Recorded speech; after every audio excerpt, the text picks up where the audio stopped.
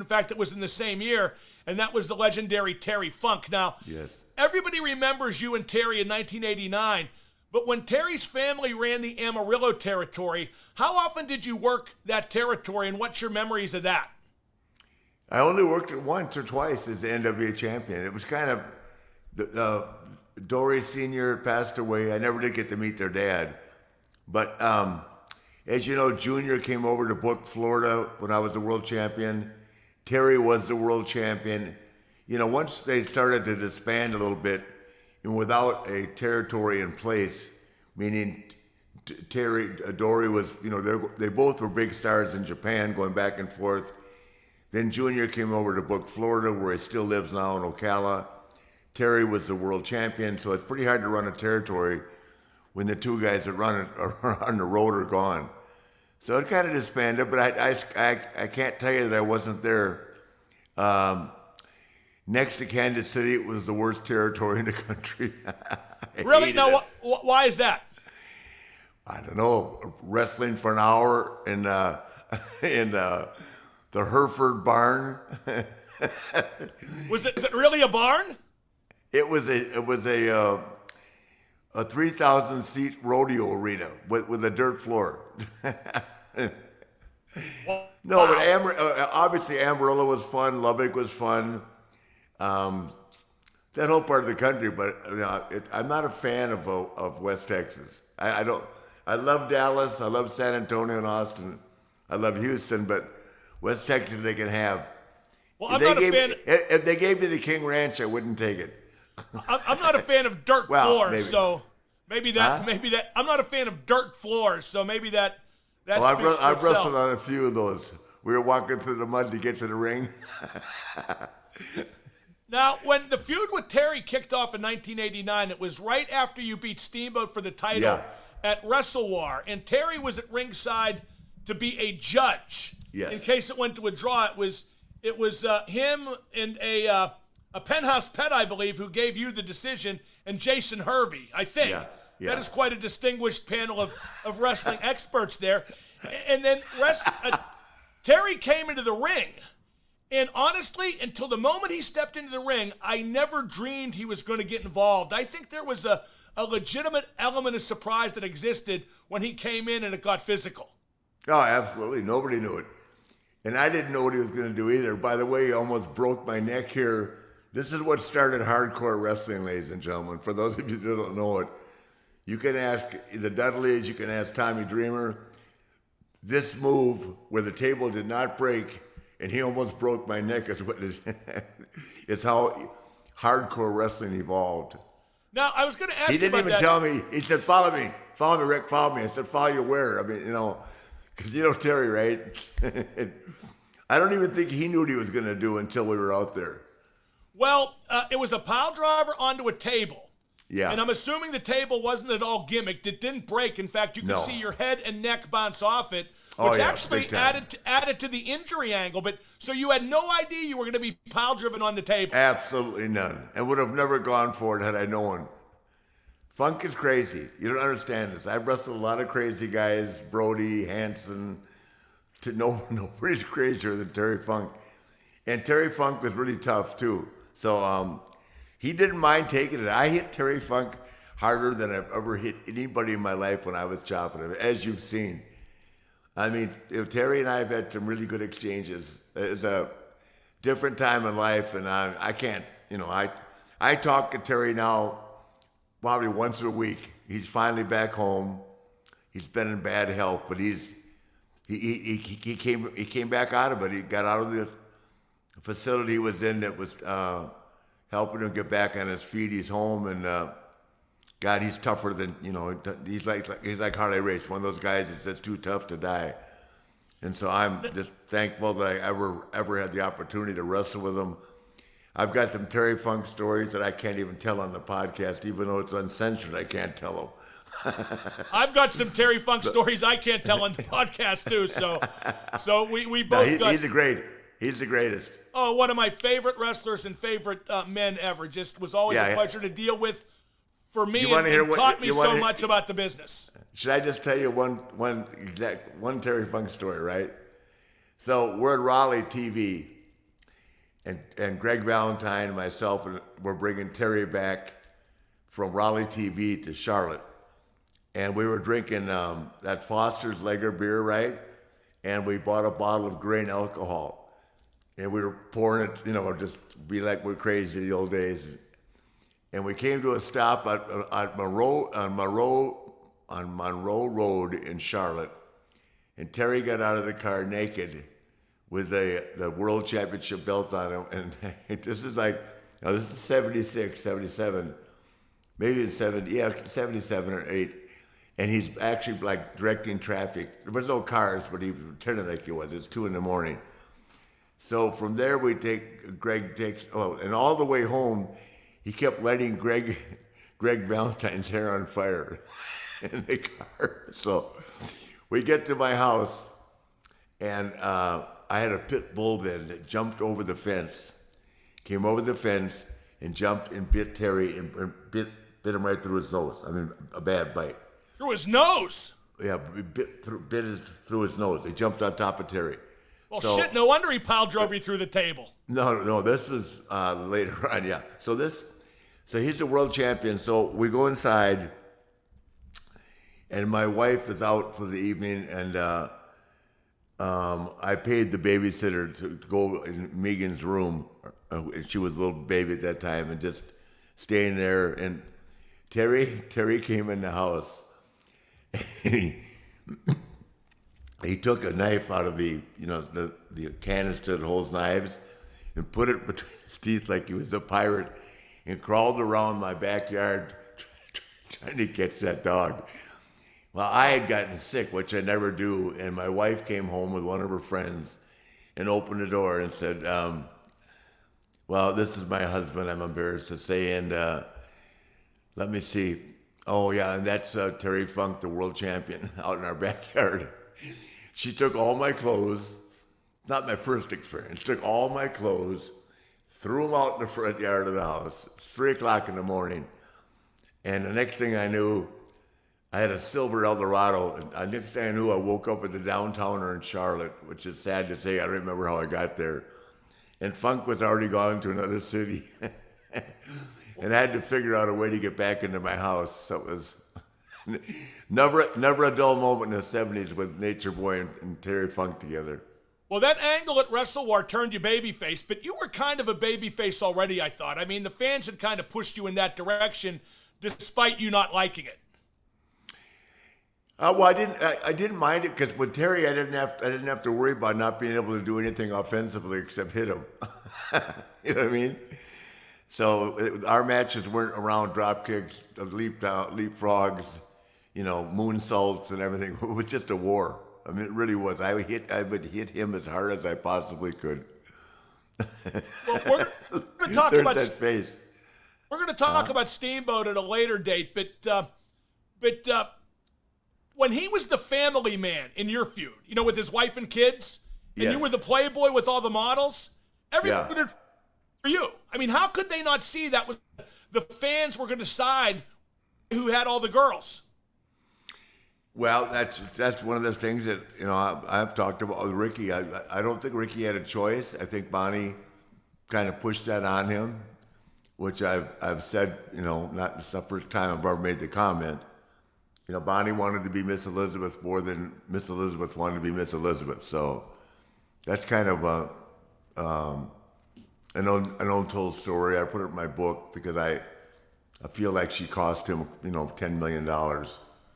Which I've said publicly, but she guided his career, and he, Rick is such a good guy. I don't know whatever went on behind the scenes, but I think Rick would have preferred to, not that he didn't like being with his son. It had nothing to do with his son, but I don't think he liked being portrayed, being that much under thumb, if that makes sense. Now you were off. You were off almost 3 months to sell the injury to Terry. That's a long time for you. What was that? What did you do with yourself? I don't think I was off. I think I was downtown Atlanta. I mean, I was working a little bit, but I was staying in Atlanta, and whatever work I was doing then, I don't know. Just, me, Mark, I can find something to do anywhere. And certainly Right, but you wasn't weren't home. you weren't on TV. You weren't on. It was a different time for you. Oh, exactly. Yeah, you're talking about '89. Yeah. Yeah, I know it was hard. I loved being on TV, but I understood the importance of what we thought we had, and ultimately it worked out great with the Clash of Champions and all that. And then we did the other thing with in Philadelphia. Well, that thing with Sting and I. It evolved into a hell of an angle, and it drew a lot of money. No question. The first match was at the Great American Bash in Baltimore Yes. against Terry. That was your comeback match. And boy, I remember the crowd went crazy. It was obviously more of a brawl than a match, which made sense given the angle. But boy, it had a lot of intensity. Yeah, it did. That's who Terry and I were. He thrived on being the best at what he did, as did I. And as I tell everybody today, if you don't want to be the best, you're not going to be the best. And so you take what you have, and as I've said, the babyface role I didn't like because I didn't have a lot of offensive tools, the chop, the woo. I could sell real good for guys that would stay on me. But with Terry, it was just a war, and it was a fight, and it was real. And if anybody doesn't think that it was real, you should have been in there with us. You can see he's hit me right in the windpipe right there. Yeah, that was by design. Well, at one point, as part of an angle, he put a plastic bag over your head to suffocate you. We almost lost TBS. I know that was Kids Don't Try This at Home. What do you remember about that? Yeah. Whose idea was that? It was ad-lib Terry Funk. I didn't even know it was coming. Really? Really. Because there was a lot of heat. There was a lot of heat behind the scenes for that, wasn't there? Oh my God, we almost lost TV. Well, what was said? Who said what? Where did the heat come from? Jim Barnett, my God, what have you done? I mean, it's kind of like the time Brody, not meaning to by any means, we were at TV in Atlanta. Brody was storming around and he kicked a kid's wheelchair. Ooh. And the kid didn't fall the wheelchair or anything, but he just rolled it into the crowd. I mean, like, then not an attempt to by any means hurt the kid, but that's just how crazy we got back in those days. We didn't think out of the box, the big picture. We just were focusing on trying to draw money and entertainment, and we probably could have been a little more conservative in our thought process, but we weren't. No. I say bring back the plastic bag. That was entertainment. Yeah, it was. Yeah, considering I couldn't almost get it off my. You don't understand what Terry. What Terry doesn't work. It's a shoot. When he put that bag on me, it was a fight to get it off. You have no idea. Not that he was trying to. I don't know for sure. He may have been trying to get me to pass out. He might have been trying to kill you, please. Well, pass out for sure. Now, that would have looked good. What's that? The best match between you guys, and one of my favorite matches ever. Not a 5-star classic, but so much heat, so much intensity, so much meaning with the result was you and him, Clash of the Champions, November. I Quit. What do you remember about that match? Because that's one of the few matches, Nate, for you or for anybody, I watch over and over. It was so good. Yeah, like I say, it was by no means a classic, but it's the kind of match that would draw money today.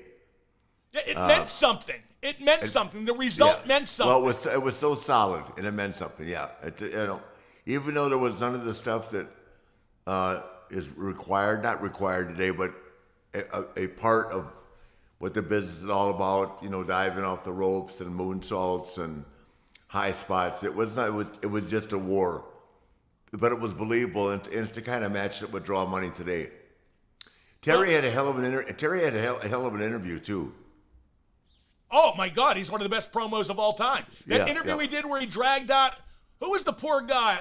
Ron Ames. Remember the guy he dragged out with the flare robe and the yellow streak down his back and the blonde wig? That was tremendous. Yeah, I know.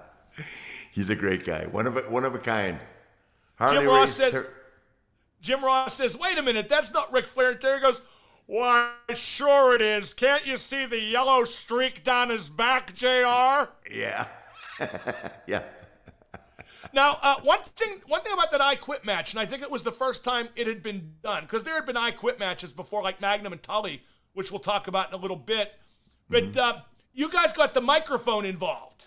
Yeah. You were shoving the mic in each other's faces. Terry's like, Ric Flair, you yellow dog, quit. I mean, that was a nice touch, and I think it made it even more emotional. It was like cutting promos in the middle of the match. Yeah, exactly. It was just, we just had chemistry. I don't know whether Terry just initiated that. I think he just decided by himself or during the body of the match to grab the microphone and start doing it. Because I don't remember us discussing that beforehand, but it worked out. Of course, he denies to this day he quit. No, I can say the line, Rick. My God, my leg is breaking. All right, damn it, I quit. Yeah. Like it was yesterday. It was tremendous. He denies it. And not only that, that's the last time you beat anybody with the figure four. Absolutely. I must have been holding the rope. Now, WCW took Terry out of the ring following that match. He didn't wrestle anymore. They gave him like a talk show segment, Funk's Grill. That surprised me. I thought Terry still had a lot left in the tank, and he certainly proved that in the years to come. Oh, I do too. Once again, that was a management decision. Who knows? Terry was really good at commentary, as you know. Yeah, real good. Yeah, he did. He could have done anything he wanted to do, but I'm not sure why. Then they put him with Bunkhouse Buck, for a while, and I'd have to go back and talk to a guy like Cornette or Kevin Sullivan that was there. But it was a lot. It was a lot of fun while we were doing it, and God, it was. And every time I see Terry, I mean, you talk about one of the greats of the business. I mean, he's one of those guys when he walks into a building, every wrestler from either company ought to kiss his ass. He's given so much and worked so hard for this business. Well, like I always tell people, 1989 was easily my favorite year. When people say, what year of wrestling did you enjoy most? No question. 1989, Flair Steamboat, Flair Funk. Thank you very much. No question. I can't say it wasn't great. It was great for me too, as well. Now, I mean, to be able to wrestle two of the greatest of all time over a 12-month period and have multiple matches and return matches, and not to mention the arena shows that we did with each other, it was a special time in life for me as it was for both of them. And I remain extremely close to both of them. Those are the kind of friendships that never go away. If for no other reason, just respect for each other. In a nutshell, Nate, what made Terry Funk great? If I had to pick two words, it was charisma and legitimacy. Those would be the same two words I would use. Very charismatic, unpredictable, and an incredibly committed work ethic. He would do anything to get the match over. Yeah, is Terry one of the top five ever? Well, I just because I'd have to think about it when you have to give me It's so tough to compare across eras. He's one of the top 10. Yeah, and I think he's one of the top 2 or 3 from his era, from his prime. Oh, from his era, absolutely. Yeah, pretty soon they're going to have to, and you and I'll put some thought into this. There has been so many great workers from the past that nobody even knows about or remembers. But except someone my age that's wrestled all these guys, you're going to have to start defining the greatest by eras. Does that make sense? Right. For sure. Within a time frame, or by contributions that have inspired other people. Does that make sense? Yeah, and that applies to the mainstream sports too, because how can you compare what Babe Ruth did in 1927 to what Barry Bonds did in 1998? It's just the games, it's a totally different game, and I think the same applies to wrestling too. Yeah, but the problem is wrestling does that more often. Wrestling's always, you got people that have no idea, know nothing about wrestling other than just an opinion, right? Which anybody can have, but somehow the internet just, gives an opinion and they make judgments. They don't even know what they're talking about. And I actually, because I'm forced to, as we've discussed, to look at social media now, for the it's insane. Wrestling, there's so many people they think are great wrestlers that don't have a fundamental clue, but they've been in some really good matches. Does that make sense? Oh, for sure it is, but That's also that's a whole other podcast. But in this case, Terry Funk, like Harley Race, great, and will be one of the top 10 guys forever, no matter what generation. Well, Twitter and social media has also made this the era of self-congratulations. For example, Yeah, God, no shit. Shit. Self-congratulations. Yay. You know how AEW is a great promotion. You know how I know that, Rick? Because every single person on their roster tells me that every chance they get. Look, I'm sold. I mean, just go out and do the business and entertain me. But the more you tell me how great you are, the more I look for cracks. Yeah, well, I can't knock that because I told myself how great I was and the audience. Yeah, but you were great. You were great. You got people on Twitter telling me how great they are. They can't even get on TV to save their lives. Oh, I know that. That's what I said. That's what's wrong with the business. And people read it, and they actually make comments on it rather than going, "This is bullshit." Bullshit, bullshit, bullshit, bullshit, right? No, there is one guy who says it's bullshit, and that's why I'm not the most popular person in. Well, no, but I'm saying it. Right. Yeah. Now I don't care whether people are like this comment or not. The word "great," and I emphasize this every show and will continue to, is a whole different discussion than being good. Entirely different discussion. Great and good, very good, but great. Come on, it's only a few of us. Well, Nate.